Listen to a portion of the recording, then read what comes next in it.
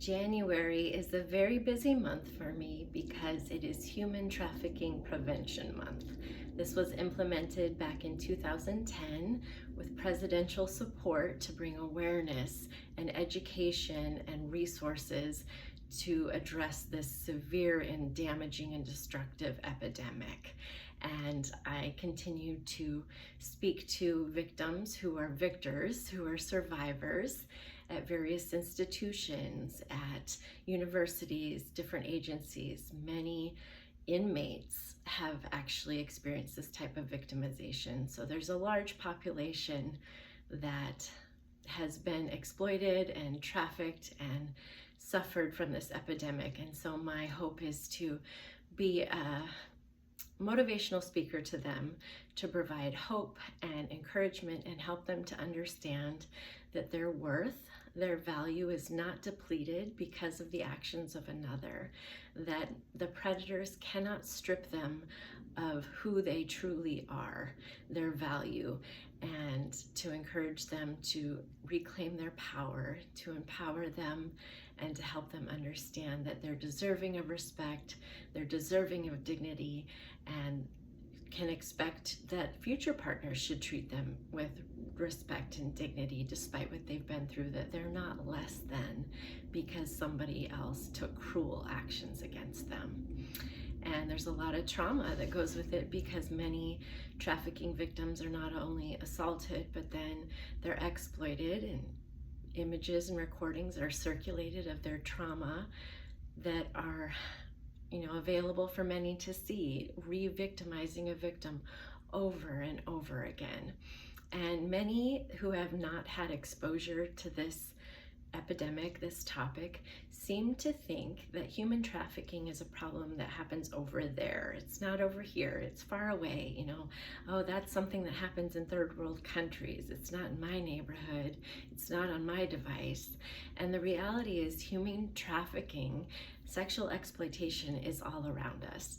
Dating sites are loaded with predators hunting for victims that intend to pretend that they have interest in someone, to get into a relationship with them, to get that victim to let their guard down and trust them, to have them coerced into sending photos to them, recordings, to take photos and recordings of their victim without that victim's knowledge, to even drug the victim and take advantage of them and record it, and then turn around and sell those recordings and those images for profit without the victim's knowledge, or to blackmail or to extort a victim.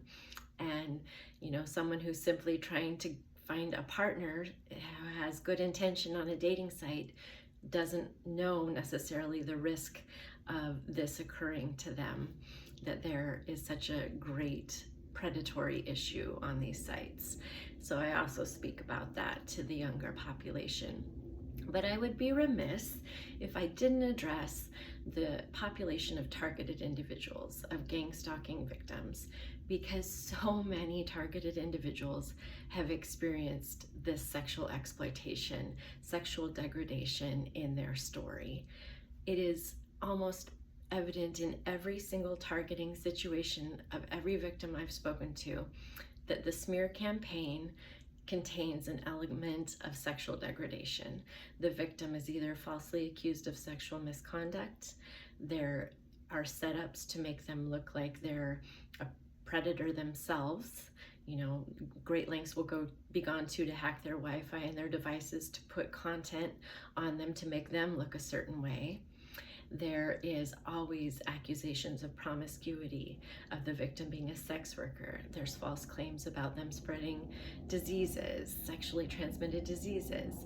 There is an element of sexual degradation in each and every smear campaign because it's the most damaging, not only to the value and self-worth that the victim feels for themselves, but it leads to them being shunned, isolated, dehumanized, and creates a situation where no one will render help to them. They'll be completely left on their own, and everyone will stigmatize the victim a certain way.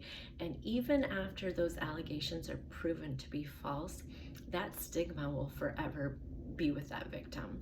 Their ability to get employment, housing, the way they're treated in communities, accepted, future dating partners, all of that is impacted by these cruel and heinous lies, these gossiping monsters. And if you're witnessed or hearing someone sexually degrading someone, calling them sexual slurs, saying that they're promiscuous, accusing them of sleeping around, understand that you're supporting that sexual degradation by even being a listening ear. And if you're speaking it, if you're circulating that, you're engaging in predatory behavior. And it's time we start calling predators what they are. Secondly, in many gangstalking cases, there is the honey trap setup, a conspiracy, a fraud, crime of fraud, where a false person is sent into the victim's life to pretend to be a love interest, to pretend that they are wanting to be in a relationship with them and have a future with them, to get that victim to trust and be vulnerable. And there's often coercion to send nude images or recordings. There will be images and recordings taken of the victim without their knowledge. Many of these situations, there will be drugs given to the victim in order to incapacitate them for assaults, and then they're recorded. And then, as if that wasn't bad enough, that traumatic experience, these predators, the large group, will then use these images and circulate them to further smear the character and drag through the mud that victim, re-victimizing the victim over and over again. They'll put those images on OnlyFans and explicit sites, trafficking online a victim, re-victimizing that victim once again, because it supports a false narrative. It supports a storyline. See, they're promiscuous. See, they're an adulterer. See, they're a sex worker. And that's part of the targeting experience for many, many victims. And it is certainly everyone's choice to participate in view pornography. That's, up to you if you choose to participate in that. But please understand that as you're viewing content, some of it's consensual. People who are consenting adults engaging in activity and getting paid with their knowledge. But many times there's coercion, exploitation, blackmail, recordings taken by, a partner who's trusting their other partner, who then turns around and, in revenge porn or to be greedy and profitable, will exploit that victim and put them on these sites. So as you're viewing this content, you may very well be getting excited to content that's non-consensual, a drugged victim that's been assaulted and recorded, or a victim who's been recorded without their knowledge, and in essence supporting that industry. So it's important we also highlight that you may inadvertently be supporting victimization of trafficking victims. It is incredibly horrific when you experience gangstalking and targeting, whatever the case may be. It may be discrimination, hate crimes. It could involve community, church groups, family members, even our own children, and ex-partners, whoever is part of the conspiracy. These are fraud cases. Often they're RICO cases. They're intended to steal inheritances, life insurance policies, property.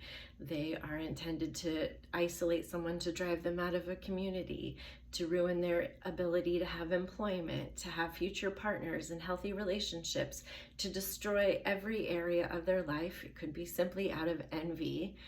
And the damage, the suffering is so great for victims. It is so important to shut down gossip of someone of a sexual nature. It is so important to be mindful. If you're viewing content, do you have the consent of that person to view that content? If there's a group chat circulating of images and recordings, and you have that without that person's consent, you're perpetrating. And that's reality.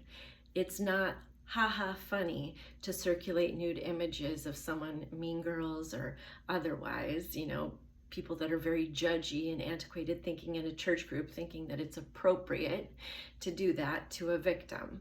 It is a serious crime, but the more serious crime is those who are in official titles, those who have an obligation to investigate and prosecute and sentence these crimes, that are aware of them and are protecting the predators.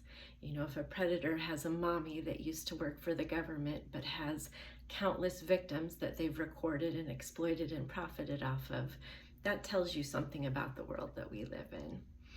And I just would like to address those who have experienced this horrific treatment, this form of abuse in your targeting or gang stalking situation, or just in general, who have fallen vulnerable to trafficking and exploitation, who have been taken advantage of, who've experienced extortion and been exploited, been blackmailed, been betrayed by someone you thought was your partner that recorded you or had images of you and then used them for their own financial gain. Whatever the case may be, the devaluing experience is horrendous. It really messes with the victim's identity, and often they will turn to substances to numb themselves, to cope, because it's such a horrific crime. But please know that the heavens are aware of what happened. God himself, the wrath of an angry God, will bring justice upon these people, especially those who have an obligation to prosecute these predators and continue to turn a blind eye and protect them. Please know that the war sounds, the war cries have been declared in the heavens. Your ancestors saw what happened. God himself saw what happened. And the heavens are going to war for victims of human trafficking.